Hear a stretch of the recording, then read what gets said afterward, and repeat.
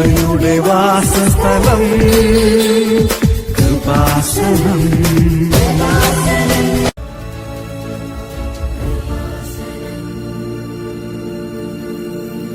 എൻ്റെ പേര് പ്രിൻസ്. ഞാൻ പാലക്കാട് നിന്നാണ് വരുന്നത്. ഇതെൻ്റെ ഭാര്യ സൗഭാഗ്യ, ഇതെൻ്റെ മൂത്ത കുട്ടി എസ്തർ, ഇത് രണ്ടാമത്തെ ആൾ സാൻഡ. മാതാവിൻ്റെ ഒരുപാട് അനുഗ്രഹങ്ങൾ ഞങ്ങളുടെ ജീവിതത്തിൽ ഉണ്ടായിട്ടുണ്ട്.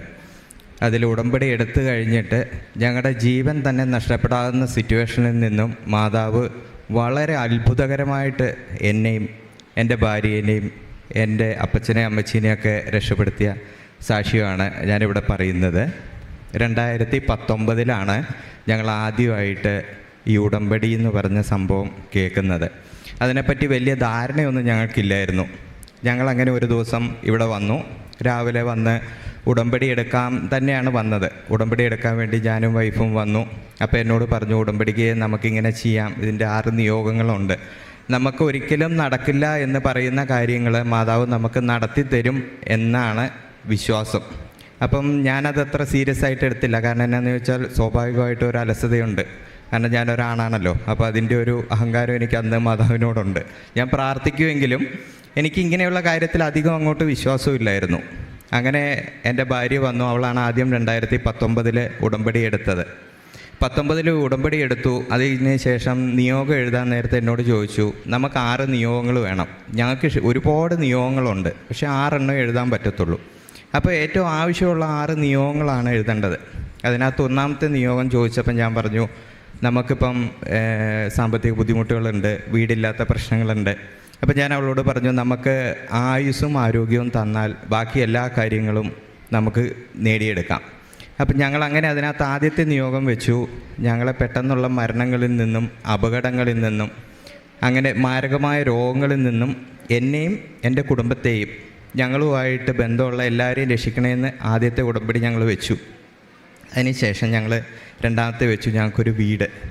അതിന് വേണ്ടിയിട്ട് മാതാവ് അനുഗ്രഹിക്കണം എന്ന് പറഞ്ഞ് അങ്ങനെ 2 ഉടമ്പടി വെച്ചു. അങ്ങനെ തീരെ വലിയ താല്പര്യമില്ലാത്ത ഒരു 3, 4, 5, 6 അങ്ങനെ ഒരു എഴുതി തേക്കപ്പെട്ട ഒരു 6 ഉടമ്പടിയാണ് അന്ന് ഞങ്ങൾ വെച്ചത്. അപ്പോൾ ഈ ആദ്യത്തെ നിയോഗം എന്ന് പറഞ്ഞാൽ അത് അന്നേരത്തെ ആ ഒരു സാഹചര്യത്തിൽ തോന്നിയോണ്ട് മാത്രമാണ് ഞങ്ങൾ അങ്ങനെ എഴുതിയത്. അതിനുശേഷം ഞങ്ങൾ വീട്ടിൽ പോയി. ഒരാഴ്ച കഴിഞ്ഞപ്പോൾ അന്നേരം എൻ്റെ വൈഫിന് പുറത്ത് ചെറിയൊരു ജോലി ഉണ്ടായിരുന്നു. ആൾ നേഴ്സാണ്. ആൾ ജോലിക്ക് പോയി. അപ്പം അന്ന് ഏകദേശം 2019 ഓഗസ്റ്റിൽ ഞങ്ങളുടെ നാട്ടിലൊക്കെ ഭയങ്കര മഴ പെയ്യുന്ന സമയമാണ്. മഴ എന്ന് പറഞ്ഞാൽ നമ്മൾ ചിന്തിക്കുന്നേക്കാൾ അപ്പുറത്താണ് അവിടെ മഴ പെയ്തുകൊണ്ടിരിക്കുന്നത്. അപ്പോൾ എൻ്റെ വീടിൻ്റെ സിറ്റുവേഷൻ എന്ന് പറയുന്നത്, എൻ്റെ വീടിൻ്റെ 3 സൈഡും മലയാണ്. എൻ്റെ വീടിൻ്റെ തൊട്ട് മുമ്പിൽ കൂടെ വലിയൊരു തോട് പോകുന്നുണ്ട്. അത്യാവശ്യം നല്ലൊരു തോടാണ്.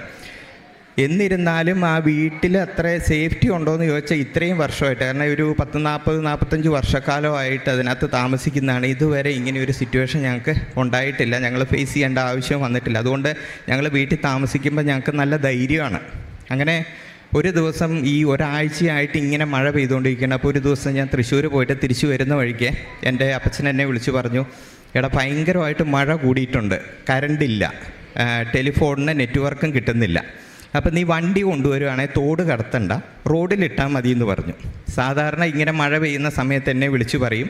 കാരണം തോട് കടക്കുമ്പോൾ സ്വാഭാവികമായിട്ടും വണ്ടിക്കകത്ത് വെള്ളം കയറും. അത് പ്രശ്നമായതുകൊണ്ട് തോട് കടത്തണ്ട എന്ന് പറഞ്ഞാലും ഞാൻ എൻ്റെ അഹങ്കാരത്തിന് തോട് കടത്തി വീട്ടിൽ കൊണ്ടുപോയിടും. അതാണ് സാധാരണ പതിവ്. പക്ഷേ ഇപ്രാവശ്യം എൻ്റെ അപ്പച്ചൻ പറഞ്ഞതെന്തോ ഞാൻ കേട്ടു. ഞാൻ എൻ്റെ വണ്ടി എൻ്റെ തൊട്ടടുത്ത അയൽവക്കത്തെ വീട്ടിലിട്ടു. അവിടെയൊക്കെ അയൽവക്കം എന്ന് പറഞ്ഞാൽ പാലക്കാട് ജില്ല അറിയാമല്ലോ. ഇവിടെ ഒരു വീടാണെങ്കിൽ ഒരു 300, 400, 500 മീറ്റർ പോകണം അടുത്ത അയൽവക്കം കാണാൻ. അതാണ് ഞങ്ങൾക്ക് അയൽവക്കം. അങ്ങനെയാണ് അവിടുത്തെ സാഹചര്യം. അപ്പോൾ ഞാൻ അവിടെ വണ്ടിയിട്ട് തിരിച്ച് ഞാൻ വീട്ടിൽ വന്നപ്പോഴത്തേനും തോട് നിറഞ്ഞു പോകുന്നുണ്ട്. ഒരു തരത്തിൽ തോട് കടന്ന് ഞാൻ വീട്ടിൽ പോയി വൈകിട്ട് ഒരു 6-7 മണി ആയപ്പോഴത്തേനും കറണ്ടില്ല, മണ്ണെണ്ണ വെട്ടമാണ്.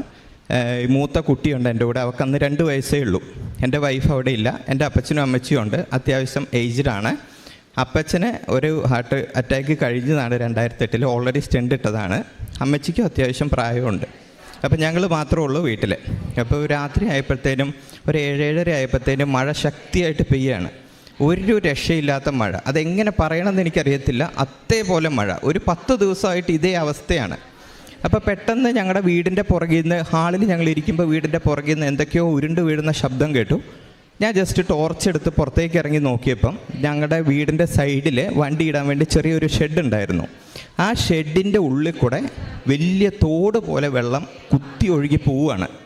അപ്പം ഞാൻ ഇറങ്ങി, ഞാൻ അപ്പച്ചനെ വിളിച്ചു പറഞ്ഞു, അപ്പച്ച ഇതെന്താ സംഭവം എന്നറിയില്ല, വെള്ളം വരുന്നുണ്ടെന്ന് പറഞ്ഞു. ഉടനെ അപ്പച്ചൻ എന്നോട് പറഞ്ഞത്, മോനെ മുകളിൽ മിക്കവാറും ഉരുൾ പൊട്ടിയതായിരിക്കും.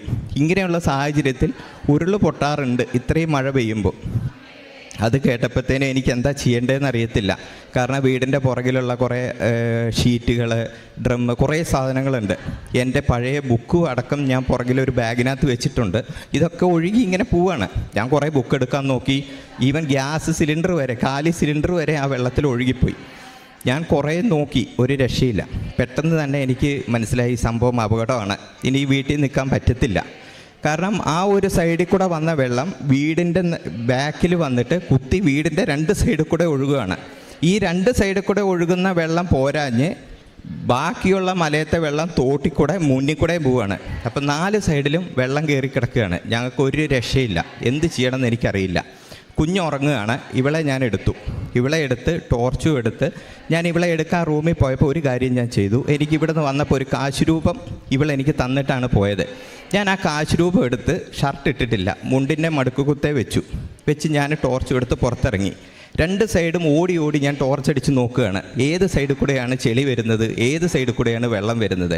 അതേപോലെ മഴയാണ്, കറണ്ടില്ല, നെറ്റ്വർക്കും ഇല്ല, ഒരു മനുഷ്യനെ വിളിച്ചാൽ കിട്ടില്ല.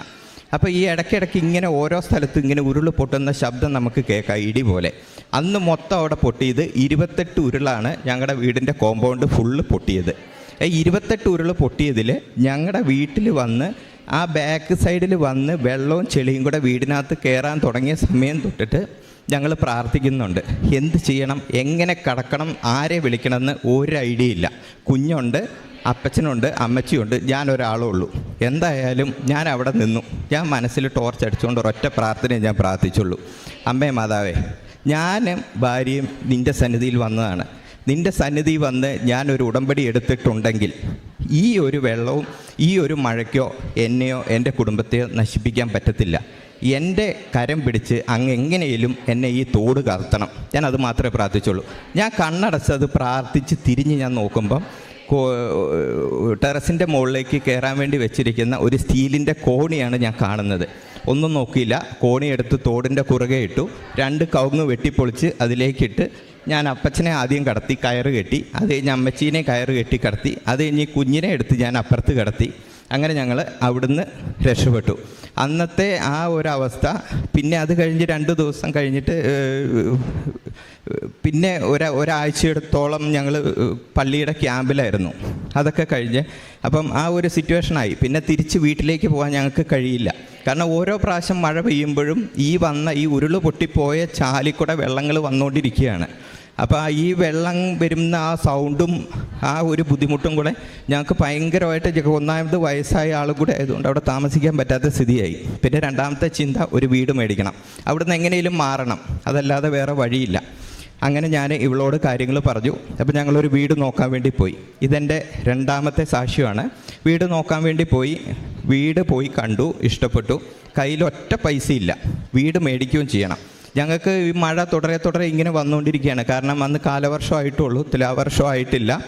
അപ്പം മഴ പെയ്യും തോറും ഞങ്ങൾക്ക് അവിടെ നിൽക്കാൻ പറ്റത്തില്ല. അറിയാലോ, ദുരിതാശ്വാസ ക്യാമ്പിലൊക്കെ ഒരു പരിധി കഴിഞ്ഞാൽ പിന്നെ ആരും തിരിഞ്ഞു നോക്കാത്ത അവസ്ഥയാവും, പിന്നെ അങ്ങോട്ടൊന്നും കയറ്റത്തില്ല. അപ്പോൾ ഒരു തരത്തിൽ ഞങ്ങൾ വീട്ടിൽ വന്ന് ഞാൻ പിന്നെ പ്രാർത്ഥിക്കാൻ പറഞ്ഞു. ഞാൻ പ്രാർത്ഥിച്ചു, ഇവളോടും പ്രാർത്ഥിക്കാൻ പറഞ്ഞു. അങ്ങനെ ഒരു വീട് കണ്ടു. വീട് കണ്ട് ഏകദേശം ഇഷ്ടപ്പെട്ടു, അഡ്വാൻസ് കൊടുത്തു. അത് കഴിഞ്ഞ് ഒരു 2-3 ബാങ്കിൽ കയറി നോക്കി. മാനേജർമാരും ലോൺ തരില്ല.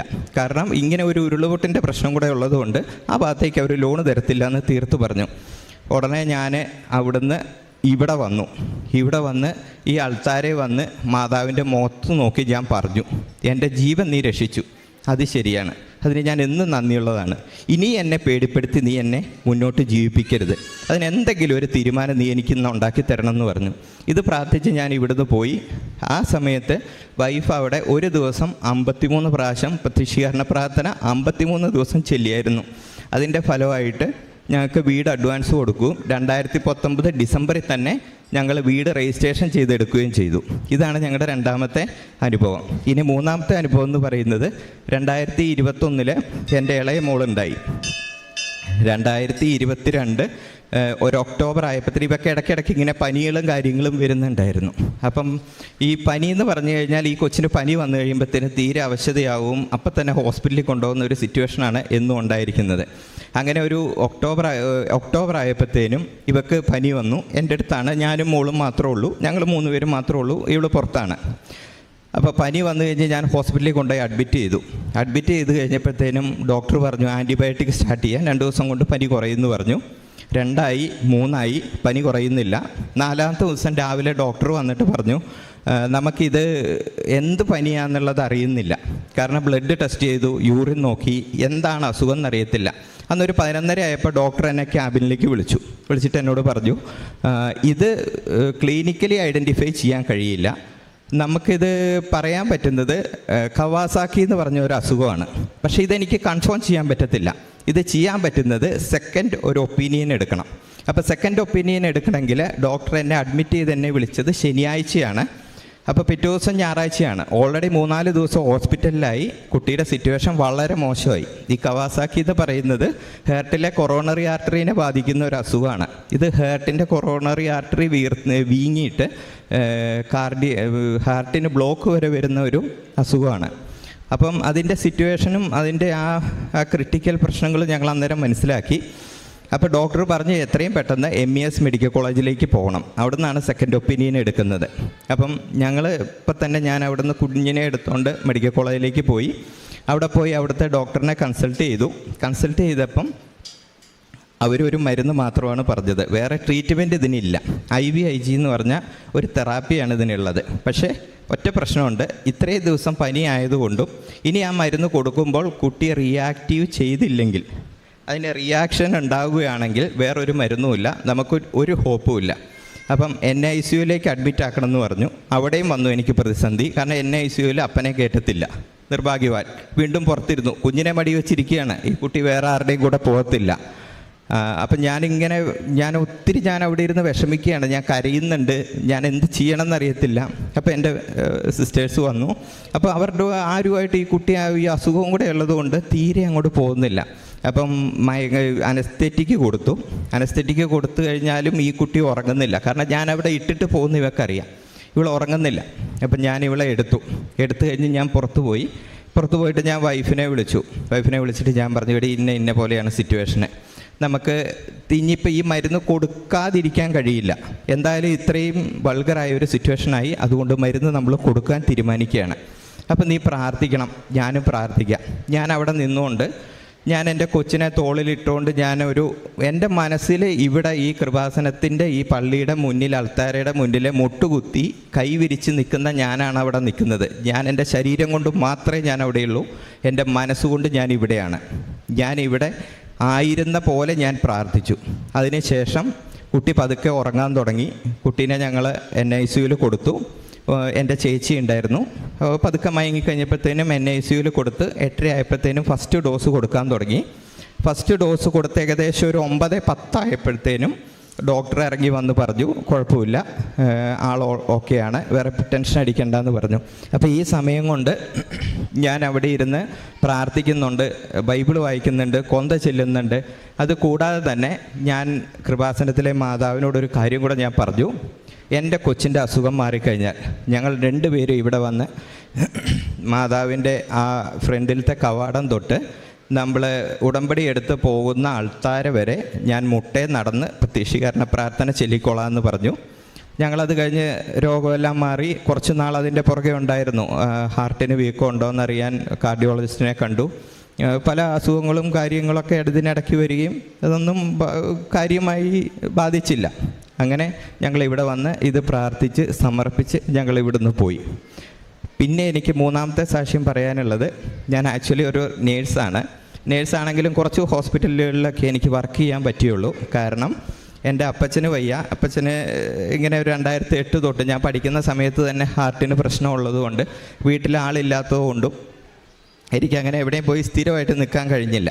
അപ്പം എനിക്ക് ഇതേപോലെ തന്നെ അയർലൻഡിൽ നിന്നൊരു ഓഫർ വന്നു. ഓഫർ വന്നു കഴിഞ്ഞാൽ അവിടുത്തെ ഏജൻസിയിൽ നിന്ന് എന്നെ വിളിച്ചു. ഏജൻസിയിൽ നിന്ന് വിളിച്ച് കഴിഞ്ഞപ്പം ഞാൻ സംസാരിച്ചു. അപ്പം എനിക്ക് 2-3 മോക്ക് ഇൻ്റർവ്യൂവും കാര്യങ്ങളൊക്കെ അവർ ഡേറ്റ് തന്നു.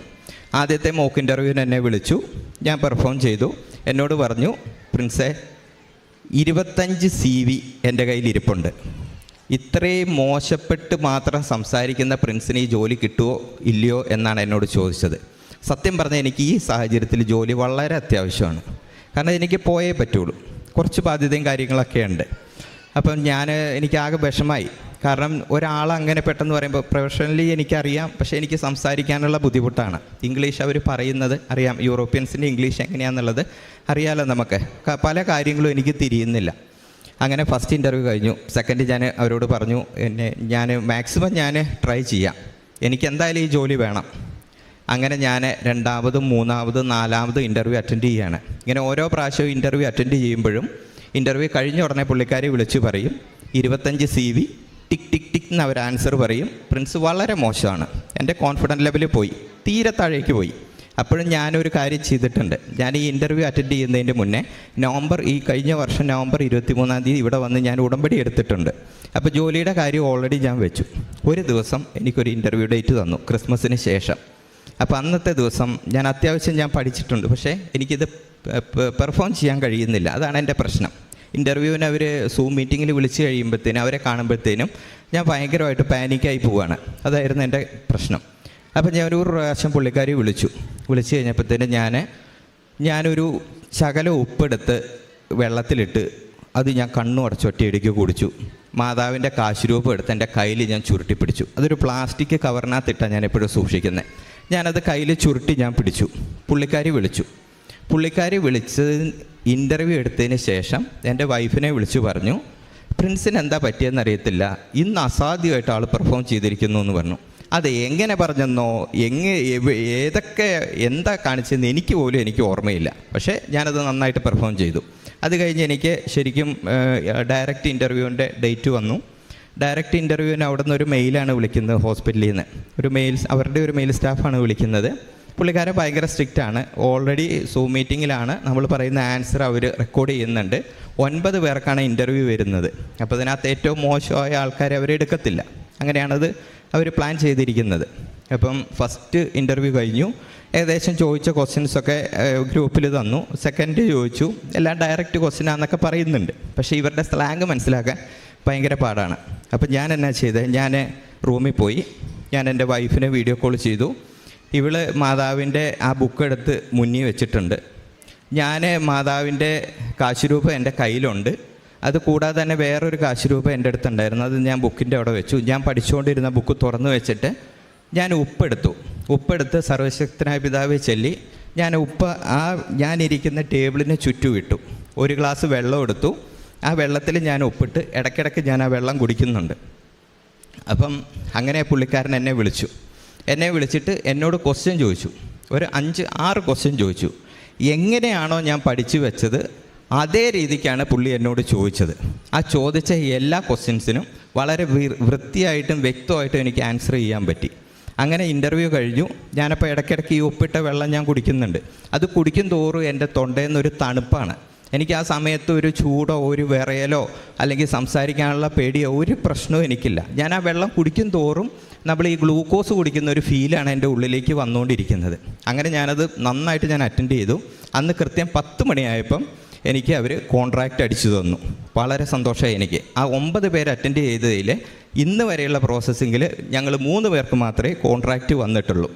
ഇതിനിടയ്ക്ക് വേറൊരു സംഭവമുണ്ട്. ഈ കോൺട്രാക്റ്റ് വന്നു കഴിഞ്ഞാൽ പിന്നെ അയർലൻഡിൽ ഒരു ജനറൽ വർക്ക് പെർമിറ്റ് വരണം. അപ്പോൾ ഇവർ ജനറൽ വർക്ക് പെർമിറ്റിന് കൊടുത്തു. ഓൾറെഡി ഏജൻസി കൊടുത്തു കഴിഞ്ഞിട്ട് ശരിക്കും പറഞ്ഞു കഴിഞ്ഞാൽ 9 പേരുടെ കൊടുത്തതിൽ ആകെ 3 പേരുടെ മാത്രമേ ജനറൽ വർക്ക് പെർമിറ്റ് ഇഷ്യൂ ചെയ്തുള്ളൂ. ആ ജനറൽ വർക്ക് പെർമിറ്റ് 3 പേരുടെ ഇഷ്യൂ ചെയ്യാൻ കാരണം ഫെബ്രുവരി 20-ാം തീയതി 30-ാം തീയതി ജനുവരി 30-നാണ് ഇവർ ജനറൽ വർക്ക് പെർമിറ്റിന് കൊടുത്തത്.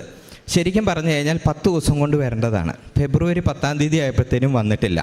15-ആയി വന്നില്ല, 16-ആയി, 17-ആയി, 18-ആയി വന്നില്ല, 19-ാം തീയതിയായി വന്നില്ല.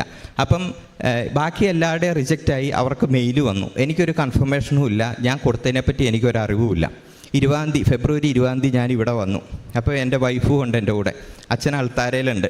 അച്ഛനെ കണ്ട് വൈഫ് പ്രാർത്ഥിച്ചു. അപ്പം ഞാനിവിടെ നിന്ന് പ്രാർത്ഥിക്കുന്നുണ്ട്. അപ്പം ഞാൻ മൊബൈലെടുത്ത് അതിനകത്ത് നോക്കി സ്റ്റാറ്റസ് എന്തായി, എന്തെങ്കിലും അപ്ഡേഷൻ ഉണ്ടോ. ഒരു സ്റ്റാറ്റസും ഇല്ല, ഒരു അപ്ഡേഷനും ഇല്ല. 2 മണി അങ്ങനെ 2-2:30 ആയപ്പോഴത്തേക്ക് ഞാൻ ഇവിടെ നിന്ന് ഞാൻ പ്രാർത്ഥിച്ചു.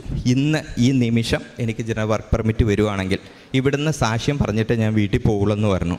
5 മണിയായി, ഒരു രക്ഷയില്ല. ഞങ്ങൾ ഇവിടുന്ന് വീട്ടിൽ പോയി. അന്ന് എനിക്ക് ഭയങ്കര വിഷമമായി.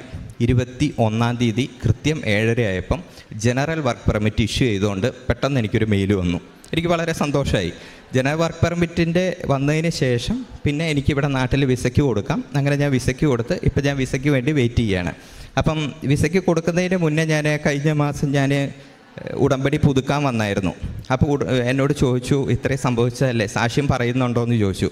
എൻ്റെ അഹങ്കാരത്തിന് ഞാൻ പറഞ്ഞു ഞാൻ പറയുന്നില്ല, എൻ്റെ എല്ലാ കാര്യവും നടന്നിട്ടേ ഞാൻ പറയുന്നുള്ളെന്ന് പറഞ്ഞു. അപ്പോൾ വിസയ്ക്ക് കൊടുത്തിട്ട് ഏകദേശം 1.5 മാസമായി. ഇതുവരെ വിസ കിട്ടിയിട്ടില്ല. എനിക്ക് ഉറപ്പുണ്ട് എൻ്റെ മാതാവ് ഈ ആഴ്ച തന്നെ എനിക്ക് വിസ തരും എന്നുള്ളത്. അതുകൊണ്ട് പൂർണ്ണ ബോധ്യത്തോടെ ഇനി ഒരിക്കലും മാതാവിൽ നിന്ന് വിട്ടുപോകുന്ന ഒരു ചിന്തയുമില്ലാതെ മുന്നോട്ട് മാതാവിനെ ചേർത്ത് പിടിച്ച് തന്നെ പോകും, ജീവിക്കും എന്നാണ് ഞങ്ങളുടെ ഉറച്ച തീരുമാനം. എൻ്റെ പേര് സൗഭാഗ്യ.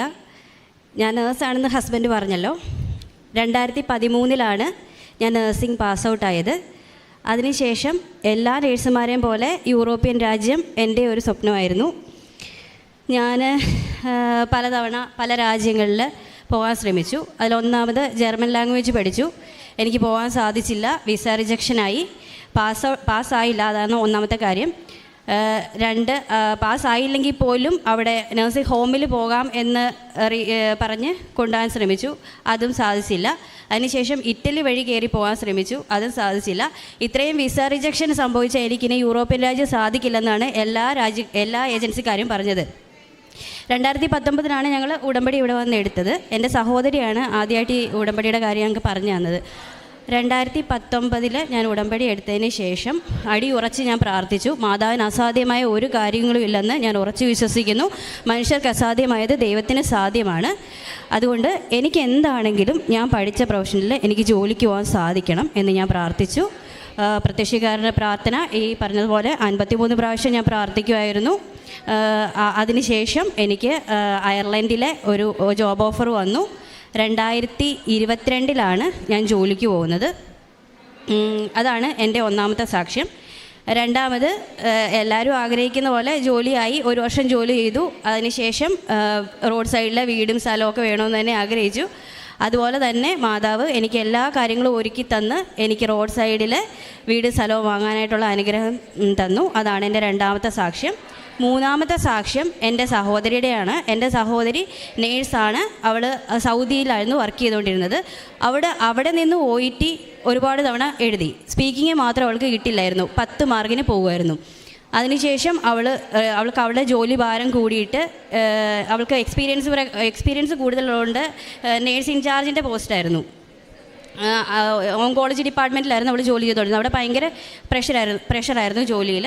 അതുകൊണ്ട് അവൾ അവിടുന്ന് ജോലി നിർത്തി പോന്നു. എന്നിട്ട് ഇവിടെ വന്ന് കുറേ തവണ എഴുതി, 5-6 തവണ OET പരീക്ഷ എഴുതി, പാസ്സായില്ല. ഞാൻ അവൾക്ക് വേണ്ടി പ്രത്യേകം പ്രാർത്ഥിച്ചു. അതിനുശേഷം അവൾ OET B സ്കോർ കൂടെ പാസ്സായി. ന്യൂസിലൻഡിൽ ഇപ്പോൾ അവൾ വർക്ക് ചെയ്തുകൊണ്ടിരിക്കുന്നു, രജിസ്റ്റേർഡ് നഴ്സായിട്ട് വർക്ക് ചെയ്തുകൊണ്ടിരിക്കുന്നു. ഇതാണ് എൻ്റെ പ്രധാനപ്പെട്ട 3 സാക്ഷ്യങ്ങൾ.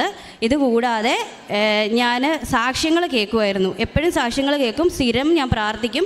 കാരണം ഞാൻ പറഞ്ഞല്ലോ, ഞാൻ അയർലൻഡിലാണ് വർക്ക് ചെയ്യുന്നത്, ഫാമിലി ഇവിടെയാണ്, തന്നെയാണ് ഒരു റൂമിൽ ഒരു ഐറിഷ് ഫാമിലിയോടാണ് താമസിക്കുന്നത്. അപ്പോൾ എനിക്ക് ഇഷ്ടംപോലെ സമയമുണ്ട് പ്രാർത്ഥിക്കാൻ. 3 ദിവസമുള്ള ആഴ്ചയിൽ ഡ്യൂട്ടി. അപ്പം ഞാൻ സാക്ഷ്യങ്ങൾ കേൾക്കുമ്പോൾ എല്ലാവരും മാതാവിനെ സ്വപ്നം കാണുന്നു എന്നൊക്കെ കേൾക്കും. അപ്പോൾ ഞാൻ പ്രാർത്ഥിക്കും, എനിക്ക് മാത്രം എന്താ ഇങ്ങനെയൊന്നും സാധിക്കാത്തത്? എൻ്റെ പ്രാർത്ഥന മോശമായിട്ടാണോ? അതോ എനിക്ക് ഭയങ്കര ദേഷ്യമുള്ള സ്വഭാവമാണ്. പെട്ടെന്ന് മറ്റുള്ളവരോട് ദേഷ്യപ്പെടും. അതൊക്കെ ഈ ജോലിയുടെ ഭാഗമായിട്ട് ഉണ്ടാകുന്നത് കൊണ്ടാണോ എന്നൊക്കെ എനിക്ക് സംശയമുണ്ടായി. അപ്പം ഞാൻ പ്രാർത്ഥിച്ചു, എന്നെ തന്നെ എളിമപ്പെടുത്തി, എന്നെ തന്നെ വിശുദ്ധീകരിക്കാൻ ഞാൻ ശ്രമിച്ചു. അതിനുശേഷം ഒരു ദിവസം കൃത്യമായിട്ട് ഞാൻ ഓർക്കുന്ന ഡേറ്റ്, ജൂലൈ മാസം 3-ാം തീയതി അച്ഛൻ എൻ്റെ തലയെ തൊട്ട് പ്രാർത്ഥിക്കുന്നതായിട്ടാണ് ഞാൻ സ്വപ്നം കണ്ടത്. കുറേ നേരം ഈ അൾത്താരയിൽ എൻ്റെ തലയെ തൊട്ട് പ്രാർത്ഥിച്ചു. അത് എനിക്ക് ശരിക്കും പറഞ്ഞാൽ ഞാൻ 4 വർഷമായിട്ട് കൊതിച്ചിരുന്ന ഒരു സമയമാണ് ഇങ്ങനെ സാക്ഷ്യം പറയുക പറയുന്നത്. അത് ഞാൻ അവധിക്ക് വന്നപ്പോഴും എനിക്ക് സാധിച്ചില്ല. എല്ലാ നിയമങ്ങളും സാധിച്ചിട്ട് വന്ന് പറയാനാണ് പറഞ്ഞത്. അത് കഴിഞ്ഞ് ഞാൻ പിന്നെ തിരിച്ചു പോയിട്ട് ഇതുപോലെ അച്ഛനെ എനിക്ക് സ്വപ്നം കാണാൻ സാധിച്ചു. അതിനുശേഷം അച്ഛൻ അയർലൻഡിൽ ലിംബ്രിക്കിൽ വന്നു. 3 ദിവസം ധ്യാനം ഉണ്ടായിരുന്നു. എനിക്ക് അച്ഛനെ കാണാനും സാധിച്ചു, ധ്യാനം കൂടി പ്രാർത്ഥിക്കാനും സാധിച്ചു. ഇത്രയും അനുഗ്രഹങ്ങൾ എൻ്റെ ജീവിതത്തിൽ ചെറുതും വലുതുമായിട്ടുള്ള ഒരുപാട് അനുഗ്രഹങ്ങൾ തന്നിട്ടുണ്ട്. ഞാൻ ഈ ഉടമ്പടി വസ്തുക്കൾ അവിടെയുള്ളവർക്കും കൊടുക്കും. അവിടെയുള്ളവർക്ക് കൊടുത്തിട്ട് ഓട്ടിസ്റ്റിക് ആയിട്ടുള്ളൊരു കൊച്ചിന് പരിപൂർണമായ സൗഖ്യം ലഭിച്ചു. കാരണം ആ കൊച്ചിനെ എനിക്ക് പേഴ്സണലി അറിയില്ല. ഞാൻ കുർബാന കൂടാനായിട്ട് പോകും. അവിടെ കണ്ട ഒരു കൊച്ചാണ്. എൻ്റെ മൂത്ത കൊച്ചിൻ്റെ പ്രായമേ ഉള്ളൂ.